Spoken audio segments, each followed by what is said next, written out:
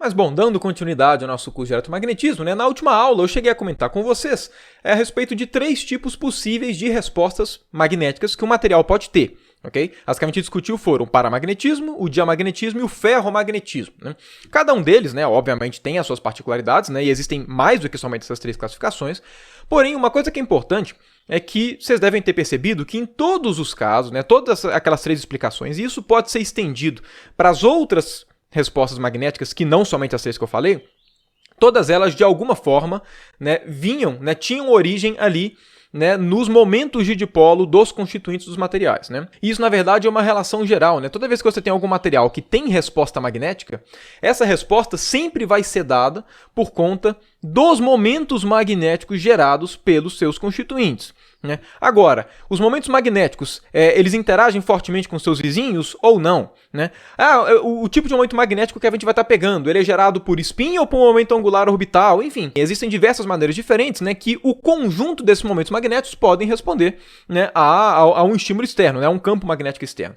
Porém, o importante de todas as nossas descrições, de todas as respostas magnéticas, é que todas elas estão relacionadas exatamente com esses momentos magnéticos. Porém, a partir do momento que todos eles são momentos magnéticos, a gente sabe que cada um desses caras produz um campo magnético, que é proporcional ao seu momento magnético. Por conta disso, independente da resposta que o material pode ter, dado um campo magnético, nós temos que ser capazes de, dado que os momentos magnéticos dos átomos, dos constituintes desse material são esses daqui, o campo magnético que ele produz vai ser essa. Entende o que eu estou querendo dizer?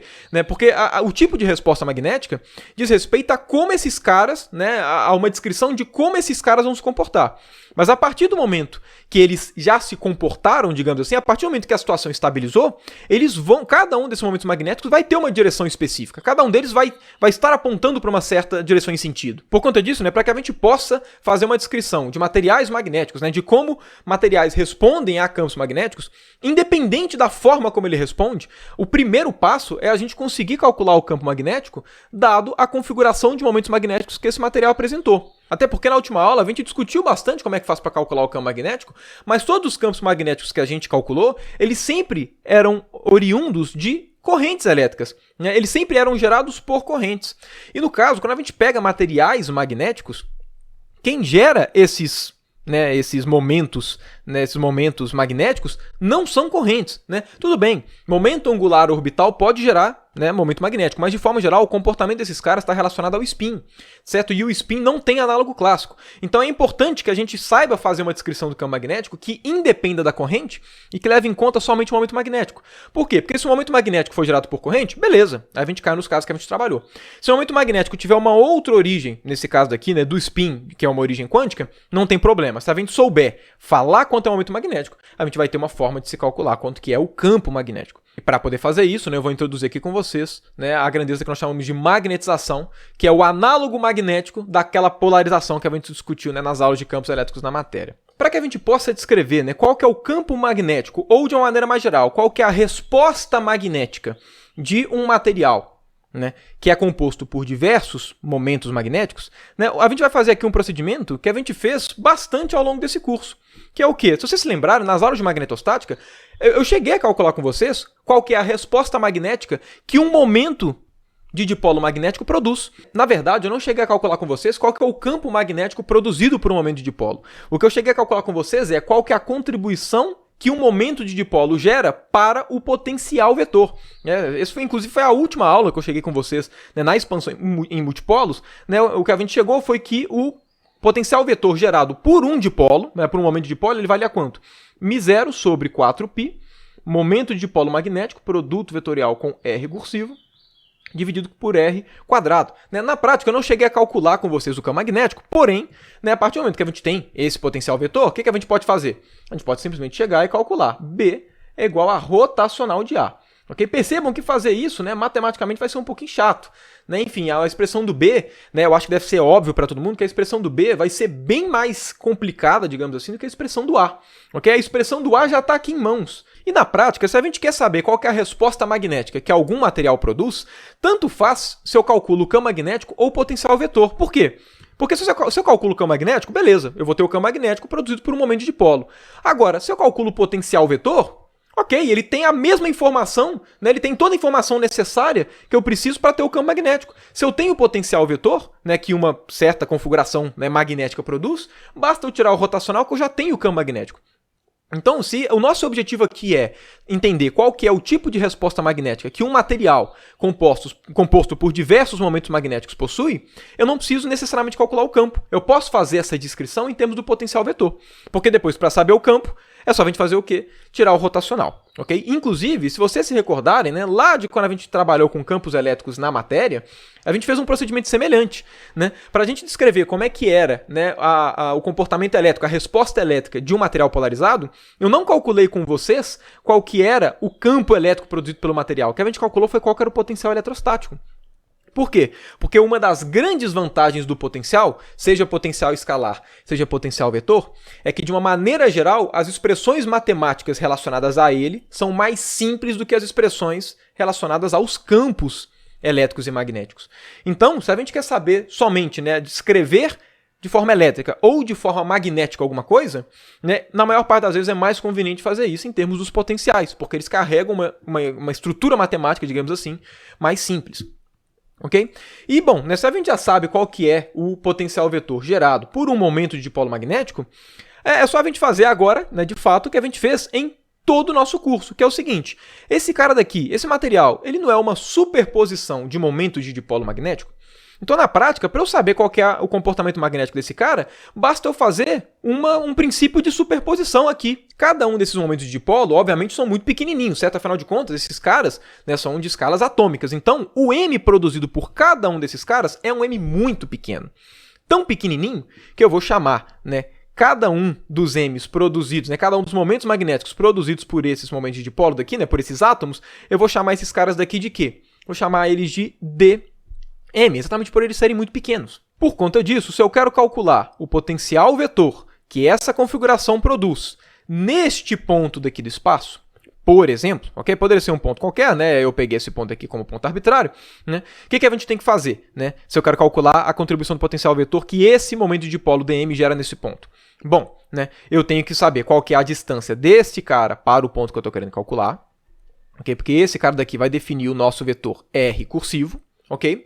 E, obviamente, se esse cara daqui tem um momento de dipolo magnético muito pequenininho, um dm, ele vai produzir nesse ponto daqui um potencial vetor muito pequeno, vai produzir um dAzinho, que vai ser dado pelo quê? Vai ser dado por μ0 dividido por 4π, né, dmzinho, produto vetorial com esse R cursivo, dividido por R quadrado. Se eu quiser obter, né, o meu potencial vetor completo obtido por todo esse material, o que eu tenho que fazer?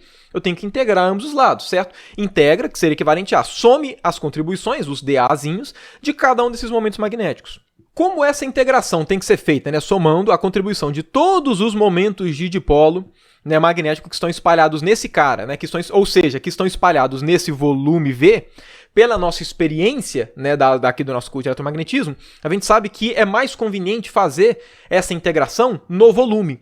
Arranjar alguma forma de escrever qual que é o momento magnético em cada ponto desse material daqui, que tem esse certo volume, e aí eu faço a integração no volume, né? A gente já viu que é bem conveniente fazer esse tipo de integração. Agora, que tipo de grandeza que vai me falar para cada ponto deste volume qual que é o momento magnético? Essa é a definição de densidade. Nesse caso, densidade de quê? Densidade de momentos de dipolo magnético. Para essa densidade de momentos de dipolo magnético, nós damos o nome de magnetização. Okay? Então, eu vou definir aqui com vocês um vetor M maiúsculo, que é a magnetização, que nada mais é do que uma grandeza que me fala qual que é o momento magnético por volume. Logo, né, como é que fica essa nossa definição matematicamente falando, né? Em termos das grandezas que a gente já conhece? Bom, o que a gente vai fazer é picota o material em um monte de volumezinhos infinitesimais, ok? Aí, para cada um dos volumezinhos infinitesimais, vamos supor que aqui seja um desses volumezinhos, né, que aqui eu vou chamar de dV. Dado que a magnetização é o momento magnético contido no volume, né, a definição deste nosso M, matematicamente, ela vale o quê? Ela vale dm dividido por dV, ou seja, realmente fala qual que é o momento magnético contido em cada volumezinho dV. A partir disso, né, como é que a gente pode escrever o nosso momento magnético desse nosso ponto? A gente pode escrever como sendo a magnetização vezes o volume, né, que aí deixa claro que realmente é uma densidade. Né? O momento magnético nesse cara daqui, né, nesse volumezinho, é o quê? É a densidade vezes o tamanho infinitesimal daquele volume, né? A partir disso, o que a gente faz? A gente pode pegar essa expressão e substituir nessa daqui de cima, ok? Então, o que a gente vai obter é o quê? Que o nosso dA, né, ele vai valer o quê? Vai valer μ0 dividido por 4π, né? E aqui o nosso dm vai ficar mzão, né? Eu vou até colocar aqui o dv do lado de fora. Então, produto vetorial com r cursivo dividido por r cursivo ao quadrado. Assim, né, se eu quiser saber qual que é o potencial vetor gerado nesse ponto, né, a contribuição magnética gerada nesse ponto, por todos os momentos magnéticos desse material daqui, ou seja, a contribuição, a resposta magnética deste material que está magnetizado, né, basta eu integrar dos dois lados, né, de forma que o potencial vetor gerado, né, a contribuição magnética, né, gerada vai ser o quê? Ela vai ser μ0 dividido por 4π, integral de mzão, produto vetorial com r cursivo, dividido por r ao quadrado, dv, ok? Então essa daqui, né, vou até colocar, na verdade, aqui um pouquinho mais de lado, né, um pouco menos embaixo, né, enfim, essa daqui, né, vai ser a forma, né, que a gente vai determinar os nossos, a nossa contribuição magnética desses materiais que foram magnetizados. Percebam que essa expressão ela não leva em conta o tipo de resposta magnética. Ela não leva em conta se esse material ele é um paramagneto, um diamagneto, um ferromagneto. Não, ela é extremamente geral. Dado que esse corpo está magnetizado, qual que é a contribuição magnética dele? O que vai mudar de um paramagneto para um diamagneto, para um ferromagneto e por aí vai, é como esse M se comporta. Então, né, na prática, quando a gente escreve essa expressão, o comportamento do M ele é dado de acordo, né, com a forma como o material responde. Então, ferromagnetos vão ter, né, um M diferente de um paramagneto, que vai ter diferente de um diamagneto e por aí vai.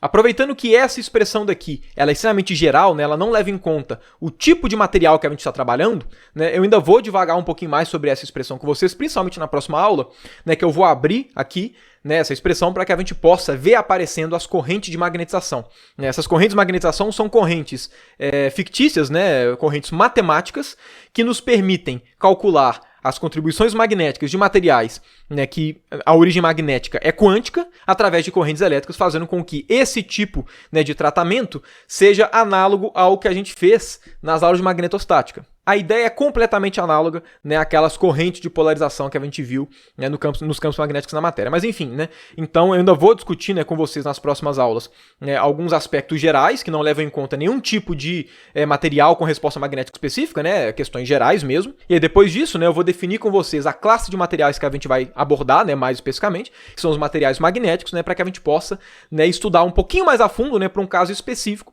como é que os campos magnéticos se comportam em meios materiais.